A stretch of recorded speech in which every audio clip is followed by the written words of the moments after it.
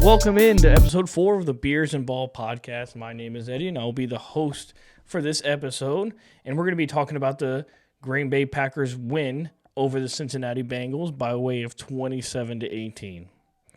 Now, let us preface this first and foremost. This was an ugly win. It was an ugly win in many facets. And what I mean by ugly win is it wasn't ugly in the fact that it's by the points. It's just how the game went. It was an ugly kind of bar fight feel to this game. Time of possession was a big deal.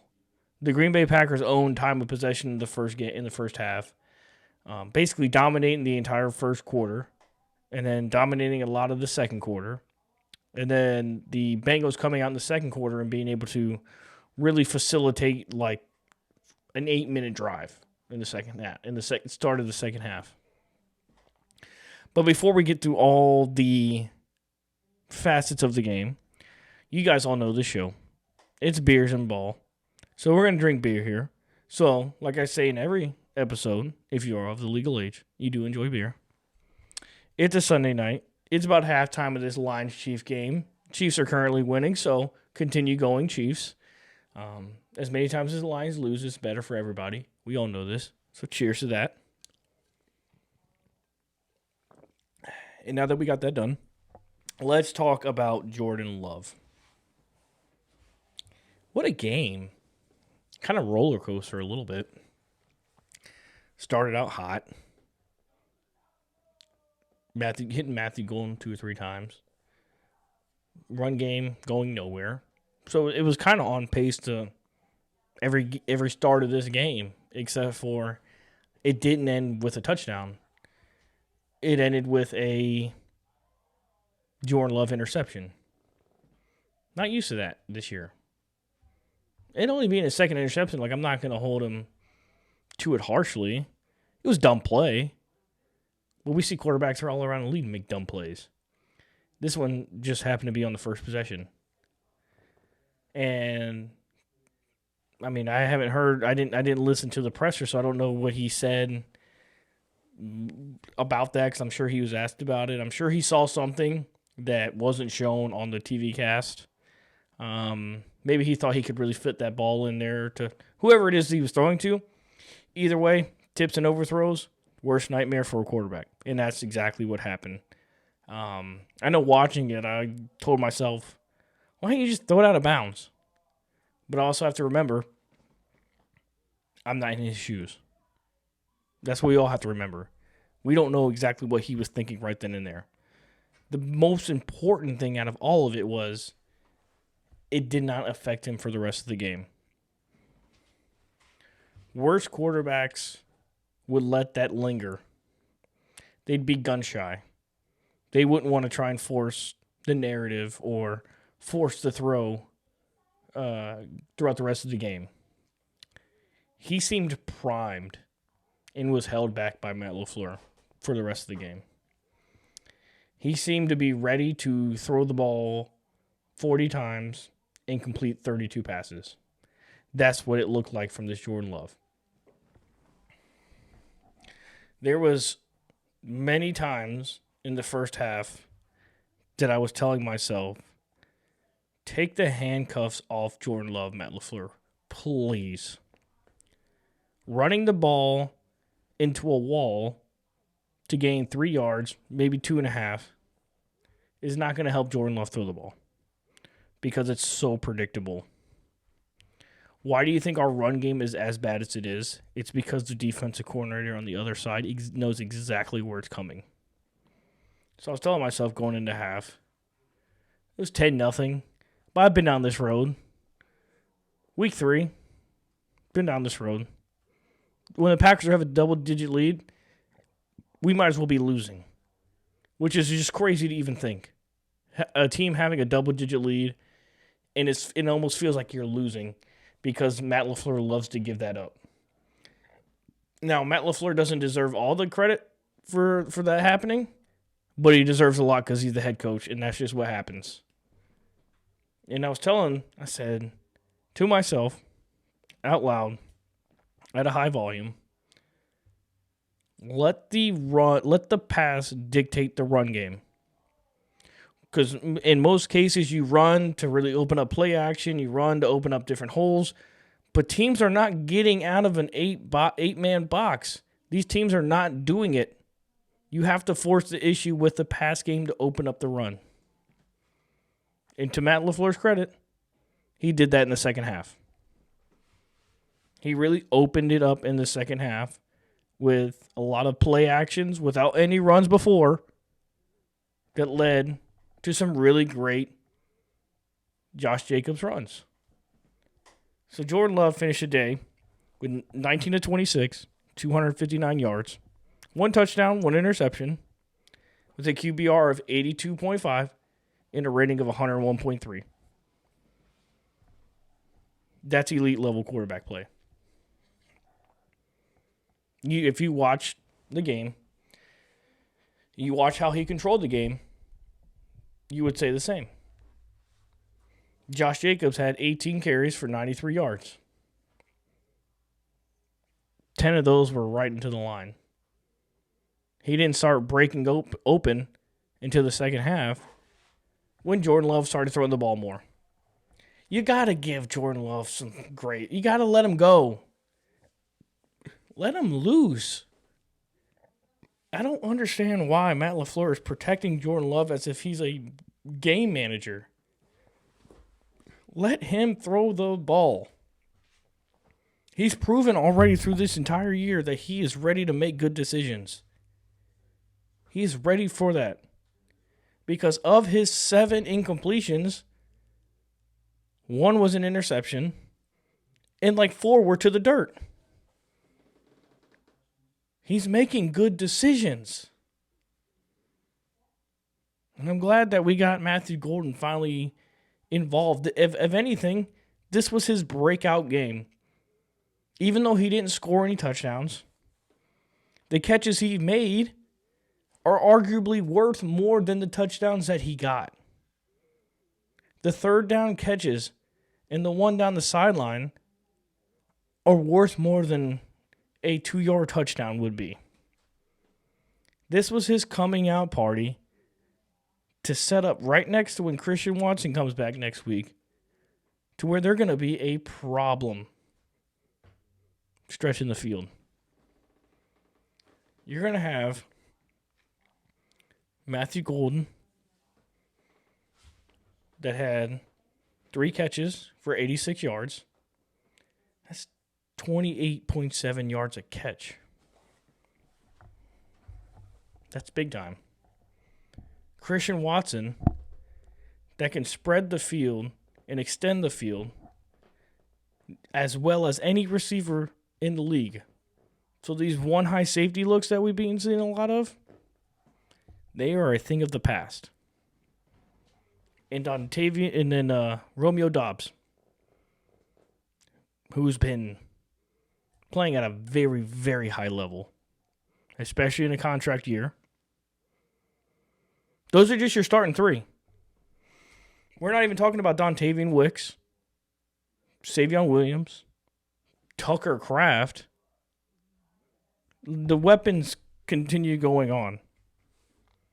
The biggest problem that I have leaving this game is I feel like Matt LaFleur is working so hard to get a coach award for the different ways he can create a wide receiver reverse. This shit is so bad. This shit makes my water boil faster than anything. Out of all the weapons you have, you choose Bo Melton? Bo Melton, who you took from cornerback or from wide receiver, made into a cornerback who hasn't played any reps at corner, back to receiver to do a reverse route. It would make more sense to do that with Keyshawn Nixon than it does with Bo Melton. Color me fucking stupid. I just did not get that. I get it with Savion Williams. He's a gadget player. You drafted him to be that player. Bo Melton? What are we doing? Like, what actual play call is that? He got 3 yards. That was dumb. And Matt LaFleur, game after game for years now, this isn't something new. This is for years now, continues to do these dumb-ass reverses. Every game. Like he's trying to trick somebody. Like he's running reverses as if it's not on tape. And these teams don't know it's coming. That is the thing that boggles my mind. It's like a side quest mission for him. That he has to run 4 or 5 wide receiver reverses to hit the next checkpoint. To get an extra $50K on his salary or something. He has to do it. He keeps it's like you're trying to make yourself look smart in front of the world when you're really just making yourself look dumb. And I'm not the only one that thinks that. I hope at least. So if you think Matt LaFleur is a dumbass for keep running these reverses, please drop it down in the comment or whatever issues you had with the offense today. And I know we won, and it's hard to complain and go on and on about a win. And I'm not trying to do that. But when you win by 9 against a bad team, you leave yourself vulnerable to a good team. And I understand. This Packers team, for under Matt LaFleur's regime, I sometimes want to call it a dictatorship because these dumbass play calls that you don't ever see around in any other team running these dictatorship fucking sweeps. Let me know. Let me know what your issues are. Because this doesn't feel like it's good enough. For what this team is, these play calls don't seem good enough. These waste of drives don't feel good enough. When we're up by 3, we get a stop in 4 plays. We get the ball back on the 20, and we just throw 3 plays out there like, I hope one of them sticks. And then punt the ball right back.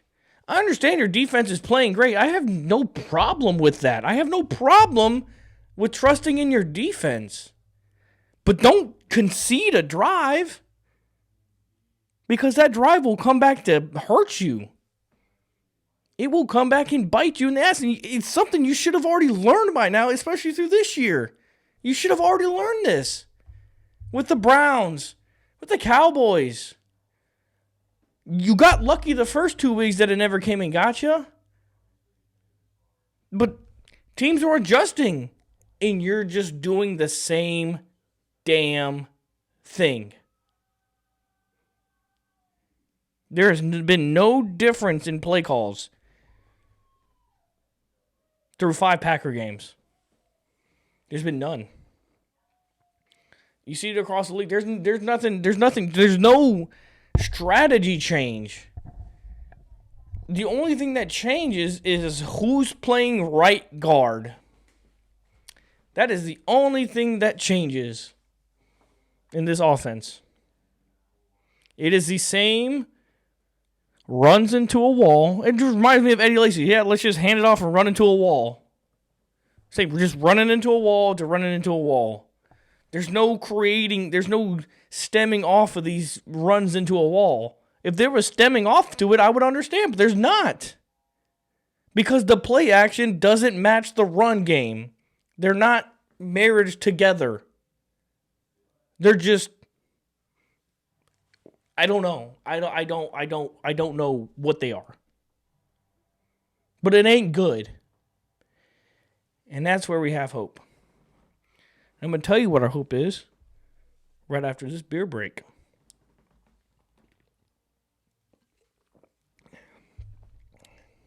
So now we're going to get into positivity.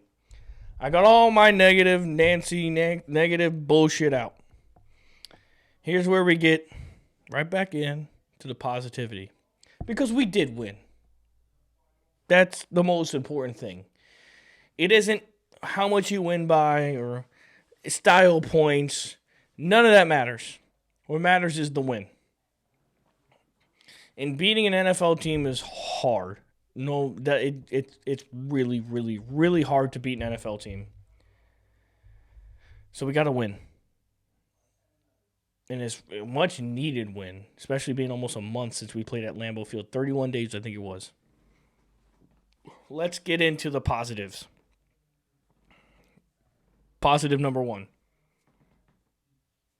Second half run game.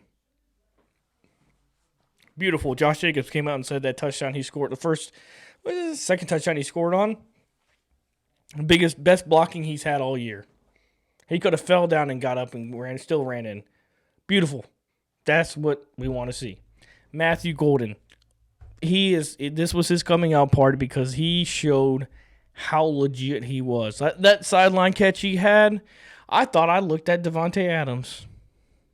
I thought I just went back in time 3 years ago, seeing that late hands catch. That's how it felt. You tell me if I'm wrong. You can call me crazy. I probably believe you if you did. It was fantastic. There's a lot of good things that happened in this game. Romeo Doubs proves again why you need to extend him. It is criminal that he isn't already extended. Criminal. This guy shows up what else do you want from a receiver? I know people can go out there and say, oh, you can go find, 5'6" Romeo Doubs out there doing the same thing. But why go find him when you have one right in front of you? He ain't going to cost you $20 million. Hell, he might even cost you $11 million a year. In this salary cap age, you can just write that up as fraud and just keep it moving. It doesn't matter. That's how much the salary cap isn't a thing. You can just write it up. Who cares? Tucker Kraft needed more catches. I would have liked to see him have 5 or 6 catches, but he made his 2 worth it. That's the thing about these receivers and weapons that we have is even though they don't have as many targets or catches that you want them to have, they're making the most out of what they get. Tucker Kraft had like a 25-yard seam route. Caught in the middle of the field. Huge play coming out of the 2-minute. Beautiful. Drive starter. Let's get going. Let's get things moving. That's that type of play. Jordan Love put that in a spot that's just a ridiculous spot. Just an absolute ridiculous spot that he put that seam ball into. Get him caught in cover 2. Run the seam right up. And then he has touchdown. Where he just took his country strength from South Dakota. He, just bulldozed a city folk. That's what he did. He just bulldozed right through a city folk. Had that strength. Touchdown. Big.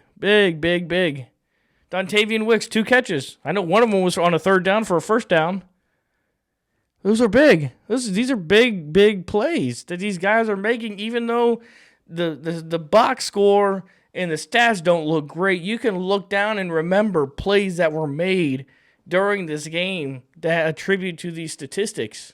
It's absolutely fantastic that you're having 7, 8 guys some games contributing to the effort. Who needs one guy that's going to go for, 125 yards when you can have 8 guys collectively playing complementary football? I choose this. I don't care for a wide receiver 1. A wide receiver 1 doesn't bother me. We lived in a world with one of the best wide receiver 1s, and it got us nowhere. Davante Adams, we didn't win shit with him. So why is it so important to have a wide receiver 1 when we had one and didn't win anything with him? I mean, let's look at you go look back at the last time the Chiefs won at a Super Bowl. They didn't have a wide receiver 1. I guess they had one when they won before with Tyreek Hill.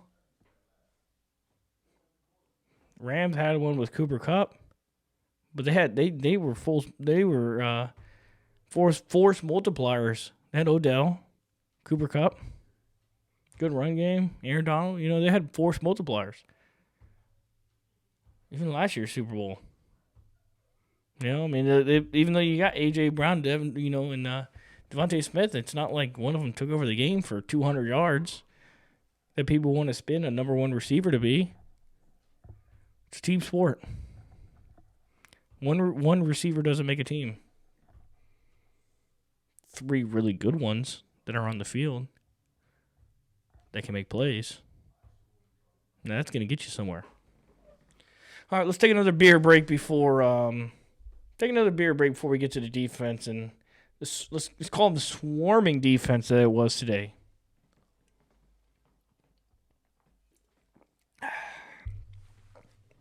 So when it comes to the defense, I get it. I already know how everybody's feeling about the defense because we are criminal to the latest thing. What have you done for me lately? Gimmick. I get it. Because the second half did look good. I get it. Because we don't remember the first half. We don't remember this first half, success. So we don't want to worry about that. I'm going to talk about the first half success. It was phenomenal. That first half, it was so big for this defense to come out and immediately throw its weight around. That was so important. So very important for them to do that. I think at one point they had 10 yards and it was middle of the second quarter. You can't beat anybody if you don't get any yards, The whole sequence of sayings is, hey, you can't beat us if you can't score. Well, you can't score if you don't get any yards, and that was what the Packers' first half defense was. You can't score points if you don't get yards. And the whole national media is going to go on and on and on about Michael Parsons this. He's not being effective. He's not doing this. When you're getting chokeslammed about every play, getting clotheslined by John Bradshaw Layfield, and getting tombstone pile drive by The Undertaker, it's pretty damn hard to get to the quarterback. Because it's been 3 games since Micah Parsons got called a holding, and I'm not gonna mark out to the refs. I mean, I got my last segment's about the refs, but we'll get into there then. I just don't know how you don't call anything on him for him. I don't get it. We'll get into that later. But his effect was made many times. His effect was made on how he was able to beat double teams and create pressures. His job isn't to get sacks because it's not that simple. As much as sexy as sacks look, they mean fucking nothing if you do not continuously cause havoc in the game, and causing havoc is pressures. Pressures are causing havoc. Pressures are getting the quarterback to throw the ball in the dirt. Pressure or havoc is also getting the pressure to check down to a running back or receiver or tight end 1 yard away from where you're throwing it for a tackle. This happened so many times where Micah Parsons was right in Flacco's lap, got rid of it, and then the Packers swarmed to make the tackle. But anytime, happened all the time in the first half. It was beautiful to watch. I felt like I was back in week 1, week 2, and week 3 of the NFL season, where I was like, we got the best damn defense in football. Good luck doing anything. And then in the second half, it felt like I was watching the Cowboys-Packers game again, where Joe Flacco would snap the ball, take 1 to 2 steps, and fire it off. Where it felt like it was physically impossible to do anything to get in the way of the quarterback because he just get in the way of the ball so fast. I mean, I don't know if he threw a ball farther than 10 yards outside of that touchdown to Jamar Chase. Maybe one other time he threw it farther, but it wasn't many. He wasn't pressing the ball down the field. It was catch and throw. He was playing basically catching his backyard with his kids, throwing the ball around. You just can't. That's how you negate a pressured defensive line is you just catch and throw slants. And I just wish that Hafley was able to just adjust a little bit more to where you're pressing, maybe playing a really shallow cover 2, make Joe Flacco fit those balls in the hole on the sideline. Put a little bit more pressure on these snap throws to where he has to hold the ball just a half beat longer. But also get it, you're winning, so you don't have to do things like that. You don't have to take those risks to do that. So I get it. It's like a double-edged sword. And I saw they started doing a little bit more of it too. They got a PI and an illegal hands to the face. It's crazy how they can call that, but not offensive line jumping on false starts, and that's on both sides, Packers and Bengals. Just you can see somebody get punched in the face, but when a left guard fully moves half his body, you can't see that. Either way, I'm okay with that. I'm okay with pass interference and defensive holding or illegal contact because the refs aren't going to call it every play. I mean, we saw it with the Tampa Bay Buccaneers back in 2020 in the NFC Championship game. Holding all over. What are you going to call it every single play? No, you can't. You literally cannot call it every play. So be as physical and as disruptive as you can. Just be a little smart about it. Moving forward, that would be my coaching point. I mean, I know Hafley's forgotten more coaching than I know, but just watching the game and understand, it's like, well, why don't you just do that? Because they're not going to throw a flag every play. I've seen this story before.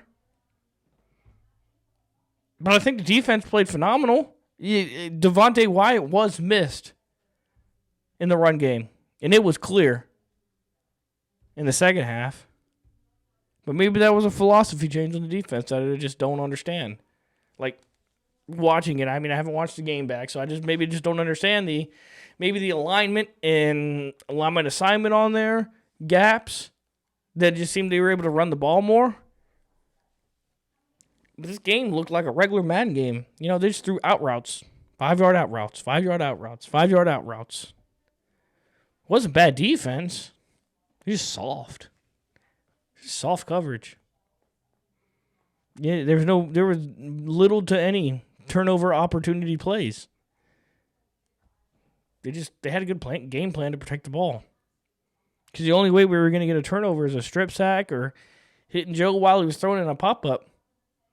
Because we weren't going to get any downfield interceptions. We weren't going to get any deep middle interceptions. Because Joe wasn't throwing the ball. He just didn't throw the ball. I don't know. This is my thought. I just watched it. They didn't have any opportunities to do anything. The defense had very little opportunity to really disrupt and destroy this game. That's where we give the nod to the offense in the second half, to where whenever the Bengals scored points, the Packers and the Packers offense answered with more points. So, what I mean by that is it was 10-0 at halftime. Let me just make sure. Let me pull this up, make sure. I want to make sure I'm not wrong. Make sure I'm not wrong here. Oh, not that. Because I want to make sure, So, let's see. Coming out of the half, Bengals scored a touchdown. Made it 7-10. Made it 7-10. And then with 4:43 left in the third, they scored a touchdown. So that means they had a 10-minute drive. And this is where I'm trying to say that there's levels to these differences in teams, and the Packers continue to play to the standard of worst teams, where they allow so much, but then they answer with much more. When it's like you had this in your bag the entire time, you just refused to answer it. Because right after they scored a touchdown, the Packers had a 9-play, 4-minute, and 50-second drive that ended with a touchdown. You could score at will when you let Jordan go determine the game. You can score at will.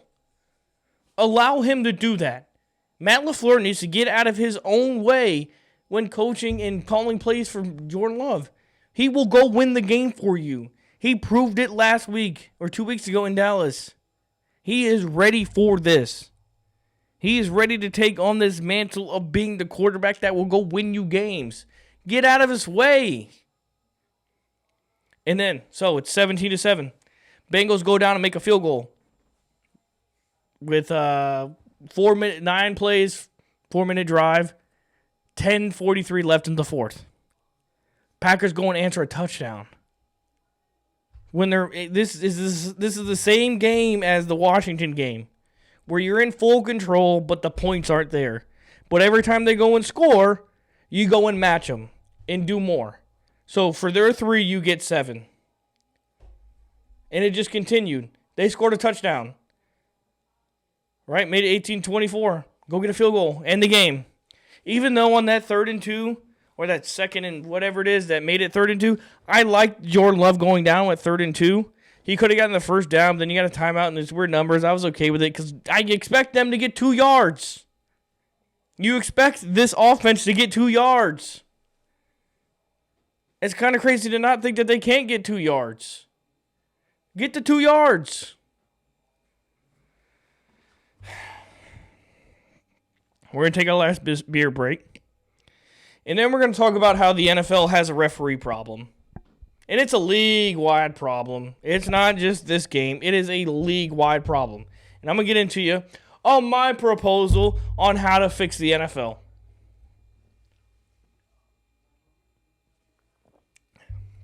Okay, so I was having a conversation the other day with a good friend of mine.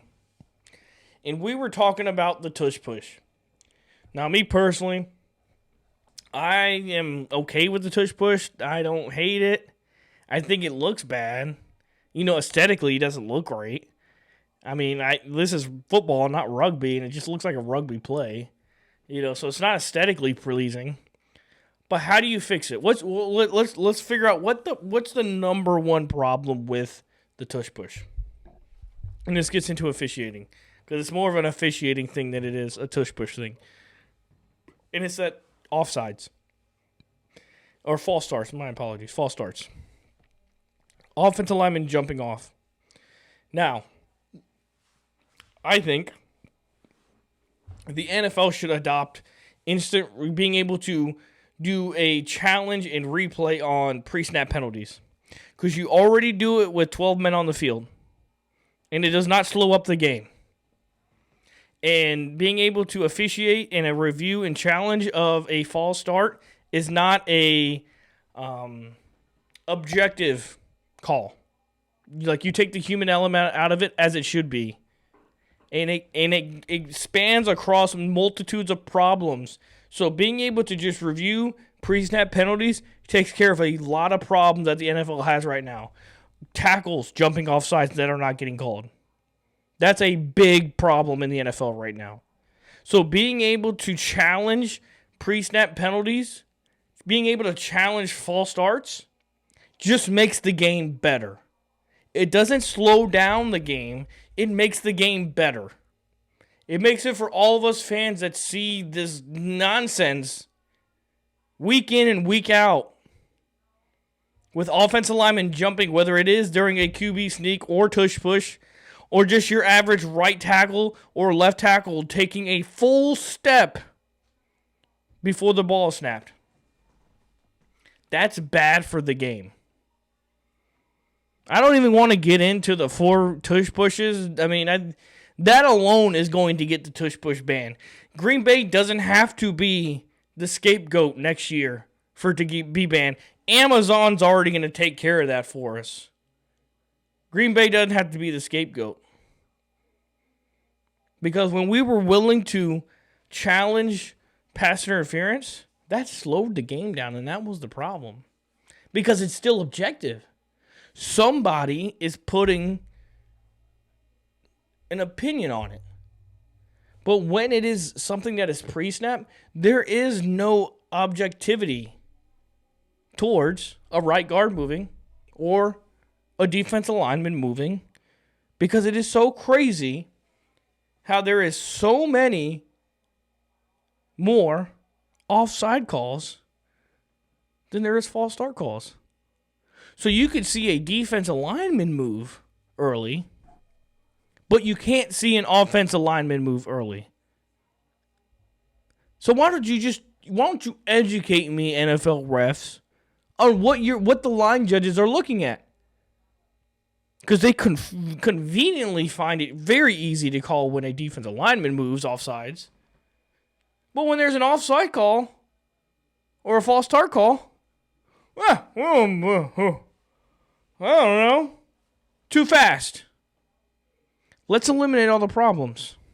Because the Eagles can keep the tush push. I don't think they should be able to push from behind, Because that's another problem is so many times in this game, this Packers-Bengals game, there was a difference between, there was no consistency when the forward progress started and ended. Because there was and it's not biased, I'm just pulling out times and time frames of when it happened. The late hit on Tyron Hopper on a kickoff, and it was a super quick whistle. He grabbed him, and it was a super quick whistle. But then a running back is stood up for a full second and a half, maybe even 2 seconds. Held up. Not going anywhere. It's just a mush. Boom, boom, boom. Are you going to call it? Like, players start giving up because they're like, the play's dead. And then a lineman comes in and pushes from behind. That's a player safety issue. That's a problem. The NFL has a officiating problem, and they refuse to look at it. Like, why do they get in their own way? Why can they not make rule changes during the year? Because they have. Let's focus on this. Let's put a good emphasis on this. The emphasis lasts like a week or two. We care more about somebody taunting in another person's face than we do a offensive lineman or defensive lineman jumping and getting a clear advantage. That's the problem with NFL officiating. They care more about another player's feelings of being talked to a certain way and getting made fun of during a play than they do the actual legality of a play. That's the problem. Well, ladies and gentlemen, that will do it for this episode. That is my rant for the evening. I hope you guys all enjoyed it. Please make sure you like and subscribe. And please, very much please, comment down below your favorite team. Something you want to talk about. I'd love to have anybody come on and talk ball. That is exactly what this podcast is for, is to have give everybody a voice, give everybody an opportunity to have a platform to speak about their favorite team, speak about what's on their mind, because your voice is deservingly to be heard, and that's what I want this platform to be. So make sure you do those three things. You like, subscribe, and comment, and just hope you guys have a great start of the week. And I'll be back tomorrow. Have a wonderful night.